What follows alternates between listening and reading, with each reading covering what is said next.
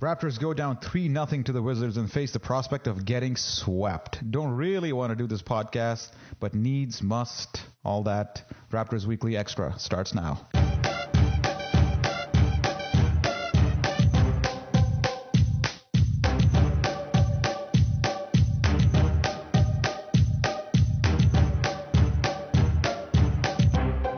Andrew joins me from the back of a bar. Hey, Andrew. Hello, Zarar. How are you? Like I said after game one to Matt, pretty shitty, man. Pretty shitty. Yeah.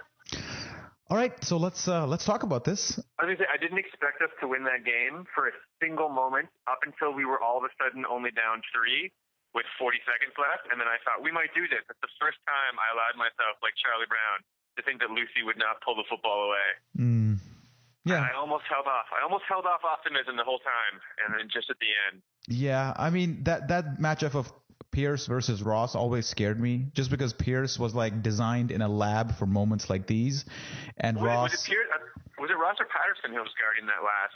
I think the last three was Ross was kind of, he was Pierce, Patterson, Pierce, Ross. Both matchups are not ideal for the Raptors because both of those guys got burned last year in the Nets series. So to see that matchup over and over again, and Pierce finished with what here, like 18 points on 5 of 9 shooting, 4 of 7 from 3. Yeah, I mean the best part of the night was the moment where Paul Pierce pump fakes 3 different Raptors jumping out to try to close out his 3-point shot. Yeah. 3 in a row, jumped and bit on the pump fake and flew past him trying to challenge the 3-pointer. Yeah, cartoonish. I actually had the pleasure of vining that for the site. So, oh man, I just don't even want to talk about it. So let's just rule out that effort was not an issue today, because Dwayne Casey before, and I don't think it's been an issue this entire series, even though Dwayne Casey made a huge deal about it going into game 3. Like, did you feel effort at all was an issue in this game, or has been in the series?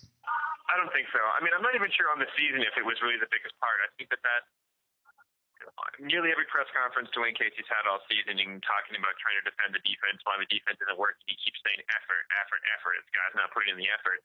And frankly, it seems like guys are whipping themselves around the court trying to play the defense. It's just that they're not equipped, and it's not working. Yeah. The Wizards did shoot 47% in this game, and the Raptors were 37%. Like the play that stuck out for me in this game, the one that just we weren't able to defend, was Paul Pierce basically using a Gortat screen at any point on the court. Doesn't matter if it's on the left side, right side, higher, lower. It doesn't matter. He's brushing off a Gortat screen. Gortat's rolling the other way. Yeah. Doesn't matter if it's towards the rim, away from the rim, anywhere. The pass goes back to him. The Raptors defense is in shambles, and then from that point on, Gortat's like picking people out. He had 5 assists in this game, and that's just basically the Raptors defense not knowing how to handle just a situation that's been hitting them over and over again. He was 11 for 15 in this game, 13 rebounds, just a dominant performance, and I don't think he had to work really that hard for it. No, he was there. He outsized and outthought everyone. I think Patterson and Valanciunas both looked absolutely lost in the pick and roll tonight. Yeah. They got what they wanted. Like the Wizards give them credit, because it's surprising that Toronto was in this game, because the Wizards played really well. Like they found a way to make their half court offense work a little bit with Gortat in the pick and roll, which is really hurting them because they could get the transition points and they were hitting their shots tonight when they went small. And on defense, they figured out how to take everything the Raptors want to do away. Yeah, and this reminded me of game 2. John Wall basically not having a great shooting night, but 15 assists. Here he has absolutely no trouble guarding. Getting to the rim, whoever is guarding him. I think that Dwayne Casey did try throwing a couple of different lineups. It just did not matter on what you did to Wall. He's just fast enough to turn any corner. Our bigs aren't quick enough to hedge him out far enough where he has to reset. So every time we try to reset the play for Washington, or we make them think twice about what they're doing, they just turn the corner and boom, the burst of speed opens up everything. And you see guys like Otto Porter Jr. going 2 for 3 from 3-point line.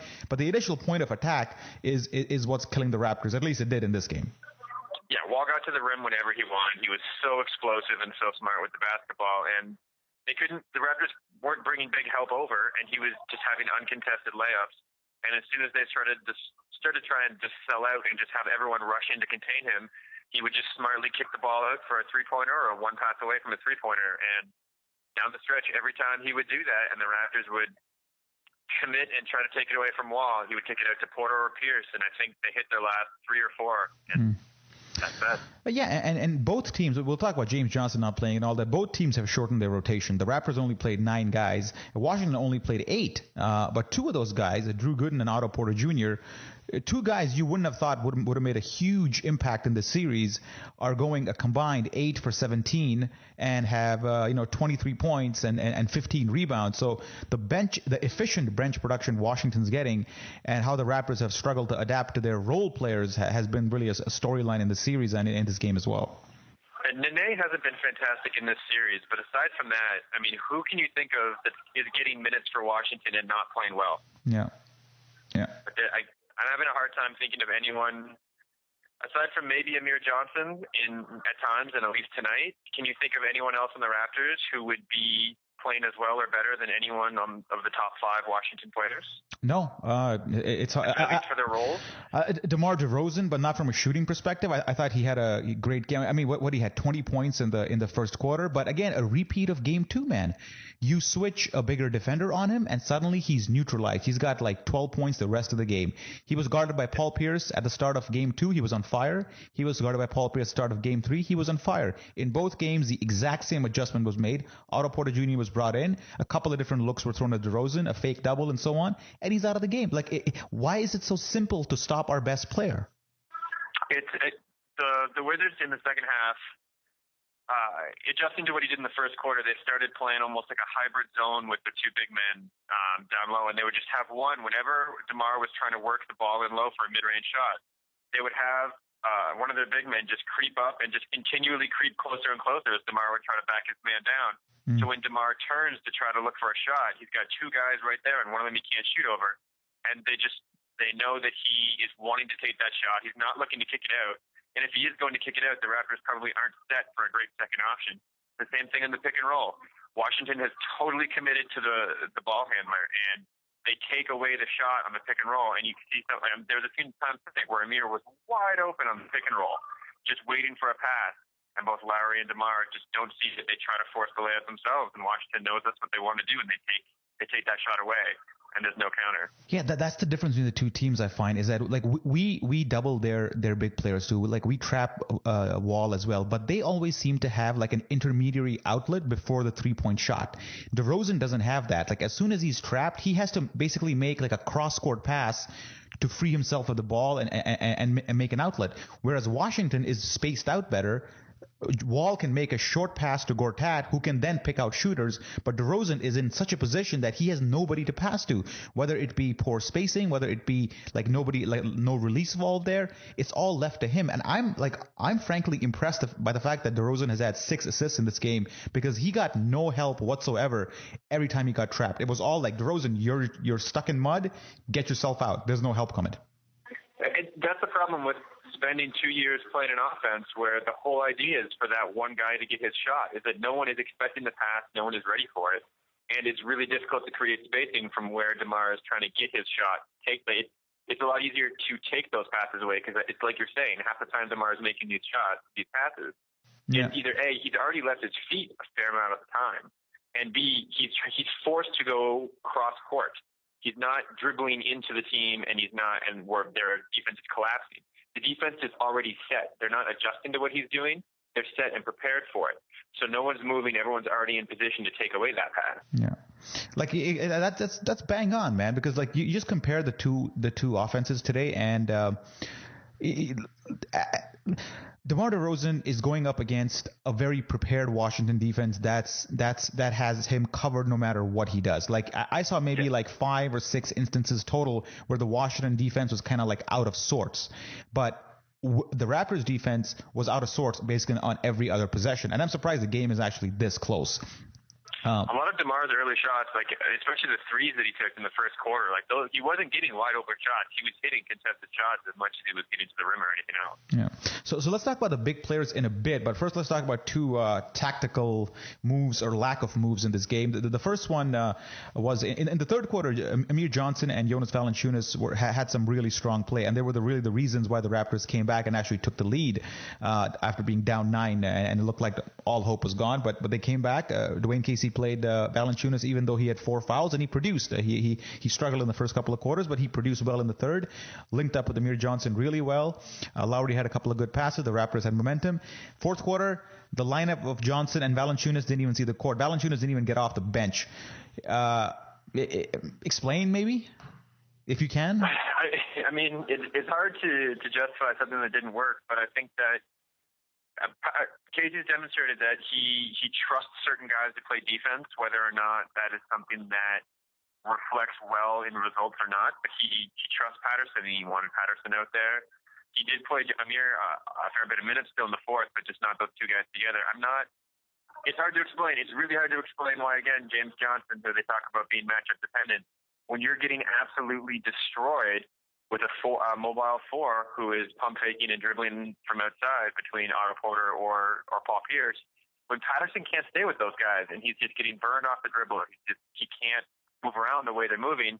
Why not try something? It's really difficult to. Do you have an explanation? Do you know why? No, I don't know. Like the Valanciunas thing, I get he was struggling. But he was still rebounding. He was linking up really well with Johnson in that third quarter. It looked like he was coming into the game a little, and I thought he was primed for the fourth quarter to maybe have an influence. But the James Johnson thing, I mean, Washington, before the series started, the storyline was that the Raptors might go small. Washington actually has gone small and then gone smaller, because now they're playing Drew Gooden as almost a 3 and Otto Porter Jr. as a 4. So, you know, like they've adjusted, and credit to their guys, they're hitting shots. They were like 5 for 9, those two from 3-point line. So they've gone smaller, and the Raptors haven't been able to adapt. And the only guy that they have who can actually guard that position relatively well, 1v1, is James Johnson, and he's not seeing any playing time. And I'll let you speak, Andrew, in 2 seconds. But like this argument that Terrence Ross is, you know, he's there for his 3-point shooting. Well, he had 10 points in this game. He was horrible defensively. Like, give me the net of James Johnson minus Terrence Ross is so big that I just can't see how JJ doesn't even get off the fucking pine. Yeah, I mean, there's a few things there. I think it's worth mentioning in Ross's defense that he did hit a really important late 3-pointer, and he got a steal and a couple surprisingly solid defensive positional plays in the last couple minutes when we tried to make our comeback. I think possibly trying to explain the Valanciunas benching. I mean, it's worth noting that the Valanciunas was atrocious in the first half, but his third quarter was very effective in contrast. Finally, I think you and I have both written about this and talking about how the problem with Patrick Patterson, when you try to respond to teams by putting Patterson at the 4, it's kind of doubling down on the problem, because Patterson is not fast enough to move around with a small forward on the perimeter, and so he really struggles that way, and he struggles already in pick and roll defense, even against the big man. So that is a real problem defensively. But offensively, Patterson plays out on the 3-point line as a stretch 4. A stretch 4 is really effective to play against a traditional power forward. When you're countered to someone else going small ball with a small forward, someone like Pierce or Porter at the 4, when you counter that with someone like Patrick Patterson, the other team could not be more thrilled about that, because Patterson is not going to bully Pierce down low. He's not going to take the ball out of him. He's not going to lean on him. He's going to allow him to play where his defensive comfort zone is, which is out on the perimeter with a guy he's not even slower than. So you're doing Washington a favor when you play Patterson in the 4 in trying to counter small ball. Yeah, because what Washington does is they involve Patterson in some pick and roll play, and he gets pinned down underneath against Gortat or Nene, and then suddenly these rotations start, and then Patterson has to go outside and check Porter at the 3-point line. So he's not actually contesting the shot or rebounding, and the stats show that. Patterson had in 27 minutes he had 1 rebound, and his counterparts Drew Gooden had 7 and Otto Porter Jr. had 8.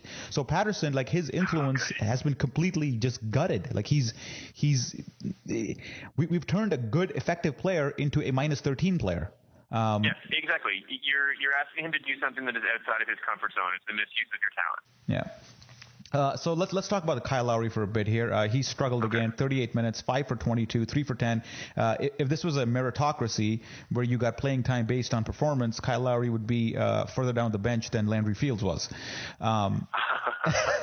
And I mean, with the exception of the 30-second spurt in the last 2 minutes where Kyle Lowry all of a sudden was Lowry again. Yeah. Obviously, like, he's injured. It's evident he's injured. It's clear he's injured. He doesn't have the explosiveness. His shot making isn't there. Press conference today. Some people were saying like, oh, this is the real Lowry. Like, he was like a one-off, and no, that's not how that works. No, he's injured. And everything he shoots is coming up short and like far short.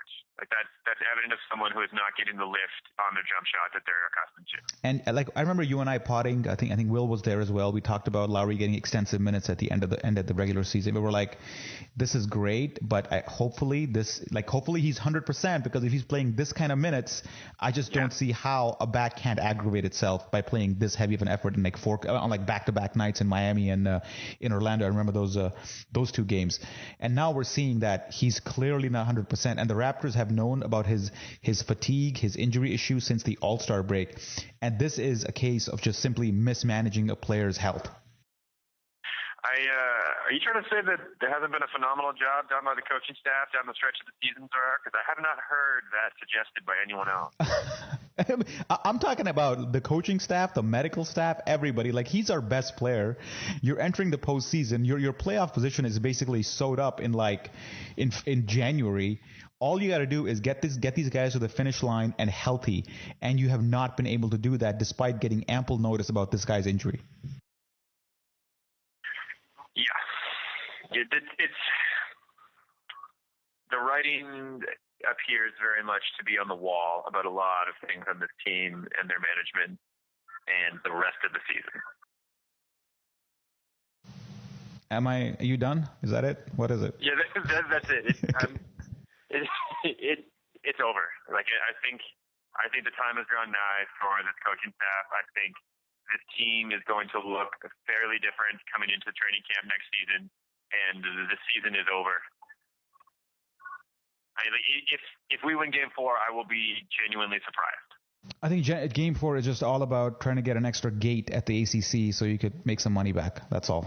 Yeah, so Andrew can see a game in person. Oh, yeah, you're going to Game 5. Do you even want to go? Like, do you want to go see? I would absolutely want to go if they make it there, and it's yeah. Here's a couple things that the Raptors made a few slight adjustments tonight that would have been wonderful to have seen them to start making earlier on in the season or in the series rather, and to make more consistently. Vasquez has been bad, in my opinion, for much of this series, but he started doing something that was really, really great to see. As I talked about the Wizards overloading and really committing to the ball handler and pick and rolls, knowing that Toronto criminally underutilizes the roll man in pick and roll scenarios. And so they stack towards the roll, towards the ball handler, and they try to basically trap it immediately. And seeing that was happening, Vasquez started going hard away from the screen as the screen was set and got wide open. He got 2 easy points and an assist in the third quarter in a short stretch doing that. And that's something that the Raptors should have started doing a couple games ago to try to counter the way that their ball handlers have been played in the pick and roll. That's something that could have really, if you're not going to utilize the roll man, which again, whatever they do seems to pan out, but they're not apparently going to do. If that's how they're going to play, going against the screen on occasion, especially when they trap high with the big man and try to hedge it, going away from it, there's a lot of open space there, and that's something that could open up the floor a little bit. Yeah, and also Vasquez did a good job. I think even when he was guarding Wall, I think he did much better today of anticipating Wall's movements. I think his he knows that he can't keep up with him laterally, so he kind of backed off him and just guessed which way Wall would go, and he had a few correct guesses in the first half. So that was good to see, but that's not going to make a difference in the series here. Just to point out some things about Washington here, man. Like their main guys, Wall and Beal, poor shooting nights, combined in like 9 for 27, which is like 33%. So poor shooting nights, but they found a way to win, man. Credit to the team. I mean, they had 17 turnovers as a team. They didn't play great, but it's just they had like one play, Gortat and Wall, and they milked it, and the Raptors just could not handle it. And just again, credit again to their support players, Gooden and Porter Jr. They're shot makers. Contrast that to the Raptors. Lou Williams 3 for 11. I mean, if Lou Williams goes 8 for 11 like he has. You know what I mean? If he goes 8 for 11, maybe we win this game. So that's really the difference here. And I said pregame that the Raptors might win a game here, but it'll be a game where somebody just, by the law of averages, catches fire. And right now it's just not happening. Like nobody's even shooting over 50% on this team except like Terrence Ross. No, not even who's it here? Amir Johnson, 6 or 7. Yeah, like when we talk about guys going off, like it's not just the guys are missing shots. Like it makes sense how many shots they're missing because I think Blake tweeted something out about this tonight. Like, can you think of 14 or 15 different good looks the Raptors have gotten all series? The Raptors have an extremely simple game plan offensively, and Washington has just done a fantastic job of taking away the 8 or 9 different shots the Raptors like to get, and they can't find space for anything. The Raptors rely to an outstanding amount on free throws, especially free throws off jump shots. And they're doing all the things that they normally do to get those. And, I mean, it's reminiscent of James Harden last year in the Portland series where he stopped getting all the calls he was used to getting in the regular season. It was just frustration for him, and it led to a lot of fast break points for Portland. And that the Raptors are committing so hard and giving up on offensive rebounding to make sure they take away the Washington fast break. But Washington is getting 3 or 4 fast breaks a game just out of Toronto's frustration at not getting the foul calls and turning to the referees or stopping and having this face of a gas, shock, or anger at not getting the call they wanted.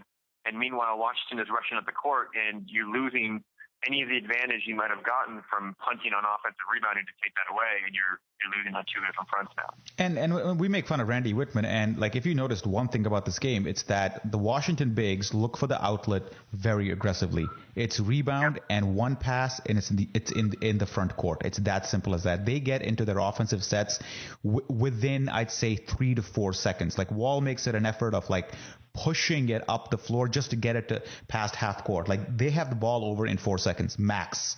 And oftentimes less if they get the defensive rebound. Like they know that they can make the Raptors run around, and they want to use the full 24 seconds to doing it. And you know it's small things like these that win you games. It's no big strategic. You know, you pull a wool over a coach. No, it's just these small things that kind of add up, like noticing a mismatch of Patterson, bringing the ball up court faster, the quick outlet passes. It's just like squeezing DeRozan when he's in the corner. It's those little things that make a difference. And like we haven't really made life uncomfortable for Wall at all in this series, and the series act at this point pretty much is over. Yeah, I don't think Whitman's been a wizard by any stretch of the imagination schematically in figuring out how to beat the Raptors. I think that anyone follows or works in the NBA in any capacity has known exactly how you play the Raptors for several months now. I mean, that's been a big part of why their season really hit the wall and regressed so much, is because what they were doing was so simple and basic. And to stop that, I mean, Brooklyn kind of demonstrated that for you last year. And as soon as teams just started emulating that and applying it to Lou Williams as well, it was really tough sledding for the Raptors.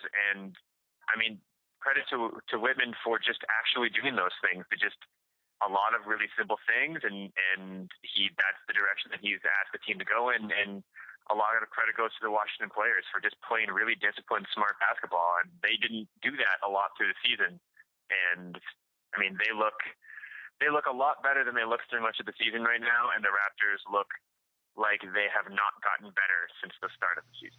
No, I know it hasn't. And just some more stats from this game, man, which kind of surprised you. I mean, the Raptors had 23 more field goal attempts than Washington did. That's because they're 17 turnovers. So, like, if you get that many more possessions, pretty much you should be doing a lot better. And yeah, I mean that's a pretty big stat right there. 13 blocks for Washington compared to the Raptors too. They're aggressive. What Gortat had 4 blocks, a couple of them on JV, a couple of them on the help.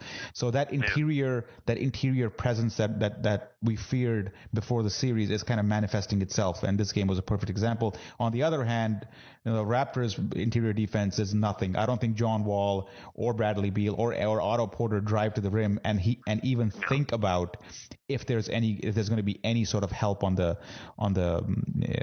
rim. No, it's just not there. Nothing there. Yeah. I mean, Washington's getting a lot of their blocks as well, just because they're like a lot of the shots that Toronto has. Like the guys know exactly the shot that's about. Like, oh, look, like DeMar has his head down, Lowry has his head down, or someone is stepping inside, or Jonas is backing up his guy. Like, they know exactly the shot that's coming 2 seconds before it gets there, so you're able to get in position to go out there. I think like Pierce had a block. I think Otto Porter had 2 blocks as well. Like guys just stepping up and understanding that this is the shot that's going in, and it makes it really, really easy for Help just to take away any kind of space.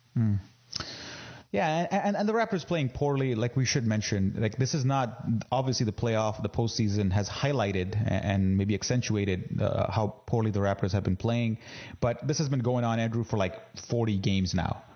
This is not news that the Raptors are kind of disjointed. It's been happening for quite some time now, and the corrections just haven't been made. We've been podcasting all year here, man, and talking every week about how things are slowly deteriorating. The offense is becoming predictable. The Raptors are becoming predictable, and this playoff series is just focusing all the attention now on the problems when really they've been there for quite some time. Yeah. I mean, like you had Zach Lowe tweeting back in, I think it was January, like early January, talking about how Valanciunas wasn't playing fourth quarters, and when the Raptors had a bunch of guys out with injuries, why was Casey not just trying to feed the ball to Valanciunas inside, or really, really go out of their way to involve him in the pick and roll game, just because when the Raptors got to the playoffs, they were going to need him to be an offensive weapon in case things broke down. They were going to need him to have a comfortable place in the offense. You had 2 weeks ago, Valanciunas hit the ball out of a post-up to a wide-open three-point shooter, and Kyle Lowry said they've been waiting for him to do that for 3 years. Well, I mean, he probably would have started to learn to do that a little bit earlier on if you were giving him more than 2 or 3 token looks a game. And I agree that those 2 or 3 token looks a game were not always effective. But the point is, you need to do that to develop him. You need to get him all the reps so that when you do suddenly in a game 2 need, like nothing else is working, so we're just going to force-feed Valanciunas in the post. Well, of course he looks awkward playing against a really big, strong guy because he's never been relied upon to do this consistently. And you chose not to put the work into developing something different at that point in time. You just wanted to ride out the same four sets you run. So that's all you have to work with now. You make your bed in January and February. Yeah, it's about if the regular season is about one thing, it's about preparation for the playoffs, and the Raptors clearly weren't. And just look at his counterpart, Gortat, who much like Valanciunas, has gotten benched in the fourth quarter in Washington a lot, with fans complaining and kind of the same vibe as JV's been. JV supporters are kind of feeling here, but his coach has realized the importance of the player, and he's kind of honed him over the last 3 weeks of the regular season. The playoffs, he's become a key figure. And I'm not saying Gortat's like well ahead of JV in terms of like offensive fluency, but it's about there's a resource at your disposal, and as a coach you're responsible for making the most out of it. You're getting the most out of it. And when I look at Casey right now and I look at the roster he has, like James Johnson, Valanciunas, Lou Williams, a shot making, you just feel that he's not getting enough out of this roster. And this roster is flawed. It doesn't have great defensive help inside. It probably needs another wing as well, but you should be doing better with what you have. Like, you should not be down 3-0 in a series where you've had home court advantage. That's just not being prepared. And Tim Chisholm tweeted out, like, have you ever remembered a Raptors playoff team being this unprepared for a series? I don't remember an NBA team being this criminally underprepared for a series. Just like they haven't made an adjustment in 4 months, and I don't know why we should have expected them to suddenly do it now, when the very large sample size tells us that this is the approach that they're going to take, and they're just going to keep trying to hammer a square peg into a round hole and say that they're just not putting enough effort into it to fit. But yeah. I think we'll probably leave it at that, man. I think that's about as much as I can talk about this right now. The Raptors are down 3-0. Game 4 is on Sunday. That's also in Washington. It's a 6:30 p.m. start. I guess to win 4 games, you got to first win 1. So let's start there. We'll see you guys after Sunday's game. Hopefully we'll be talking about Game 5, but either way, we'll see you then. Goodbye. Hey, get at me if you want to buy Game 5 tickets.